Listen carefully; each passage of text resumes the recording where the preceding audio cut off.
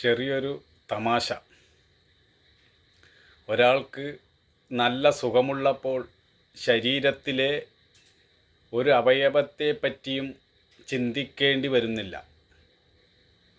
ജലദോഷം വന്നാൽ മൂക്കോലുകയായി, കണ്ണിന് ഭാരം, നെഞ്ചിൽ വിമ്മിഷ്ടം.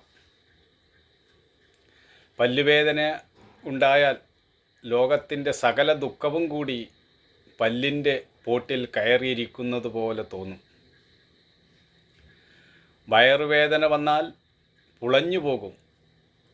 ശരീരസ്തംഭനം, ദൈവമേ ആർക്കും അത് വരാതിരിക്കട്ടെ. ശരീരത്തിൻ്റെ ഈ രോഗങ്ങളെല്ലാം മനസ്സിനുണ്ടാകുന്ന രോഗങ്ങളോട് തട്ടിച്ചു നോക്കിയാൽ സാരമില്ല. അങ്ങനെ ആകപ്പാടെ നോക്കിയാൽ ജീവിതമെന്ന് പറയുന്നത് എപ്പോഴും വേദന നിറഞ്ഞതാണ്. വെളിയിൽ നിന്ന് നോക്കിയാൽ സുന്ദരികളും സുന്ദരന്മാരും, എന്നാൽ അകന്നിറയെ വെറുപ്പ്, ശാഠ്യം, വക്രബുദ്ധി, കുശുമ്പ് എന്നിവയാണ്. അസൂയ ശരിക്കും പുഴുക്കൽ നിറഞ്ഞ ഒരു നരകം തന്നെയാണ്. കുറച്ചുനാൾ ഇങ്ങനെ തീതിന്നു കഴിഞ്ഞാൽ പിന്നെ അവർക്ക് ദുഃഖമില്ലാതെ ജീവിക്കാൻ സാധിക്കുകയില്ല. കണ്ണീരില്ലാതെ ഒരു ദിവസം കഴിഞ്ഞു പോയാൽ അവർക്ക് വലിയ നഷ്ടബോധമാണ്. മരുഭൂമിയിലുള്ള ഒട്ടകത്തിന് വലിയ ഇഷ്ടമാണ് കള്ളിമുള്ള് ചവയ്ക്കുക എന്നത്. മുള്ളു കുത്തിക്കയറി വായിൽ നിന്നും നാക്കിൽ നിന്നും ചോര വരും. ചോരയ്ക്ക് നല്ല രുചിയാണ്.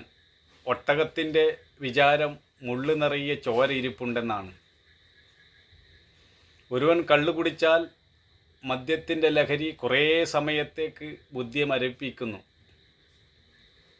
പരിസരബോധമില്ലാതായി പോകുന്നു. വിവേകശൂന്യമായ അവസ്ഥയുണ്ടാകുന്നു.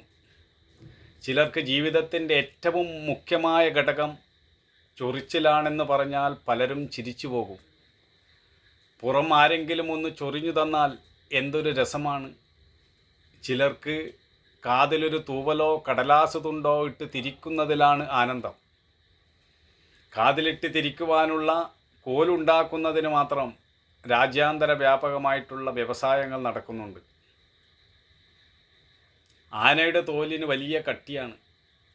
അതിലൊരു ചൊറിച്ചിലുണ്ടായാൽ അത് ആനച്ചൊറിച്ചിലായിരിക്കും. ആനയ്ക്ക് ചൊറിയാൻ കഴിയില്ല. അതുകൊണ്ട് കരിമ്പാറയിൽ പോയി തലയിട്ടുറക്കണം. ചൊറിച്ചിലിൻ്റെ സുഖം കൊണ്ട് തോല് പോയത് അവനറിയുന്നില്ല. ആനയ്ക്ക് പുറന്തോലേ ചൊറിയുകയുള്ളൂ. മനുഷ്യന് അവൻ്റെ ഉള്ളിൻ്റെ ഉള്ളിലും ചൊറിച്ചിലുണ്ടാകും. അതുകൊണ്ട് എത്രയെത്ര കുടുക്കിലാണ് അവൻ ചെന്ന് ചാടുന്നത്. മറ്റ് ജീവികൾക്കൊക്കെ എന്തെങ്കിലും ഒരു വിഷയം അപകടത്തിലാക്കുമ്പോൾ മനുഷ്യൻ സർവ്വ വിഷയാനുരക്തനായി വലയുന്നു. പ്ലാസ്റ്റിക് ലോകമാണിത്. പ്ലാസ്റ്റിക് പൂക്കൾ, പ്ലാസ്റ്റിക് കൊണ്ടുള്ള കസേര, പ്ലാസ്റ്റിക് പാത്രം, എന്തിനു പറയുന്നു, എല്ലാം പ്ലാസ്റ്റിക്കായി. എല്ലാം പ്രകടനത്തിനു വേണ്ടിയുള്ള ഒരു ഇളിച്ചുകാട്ടൽ. നാടോടുമ്പോൾ നടു ഓടണം എന്നാണല്ലോ ചൊല്ല്. പൂച്ചട്ടി ഉണ്ടാക്കി നട്ടുനനച്ച് നല്ല വർണ്ണമുള്ള പുഷ്പങ്ങൾ ഉണ്ടാക്കുക എന്ന് വെച്ചാൽ നടക്കുന്ന കാര്യമാണോ?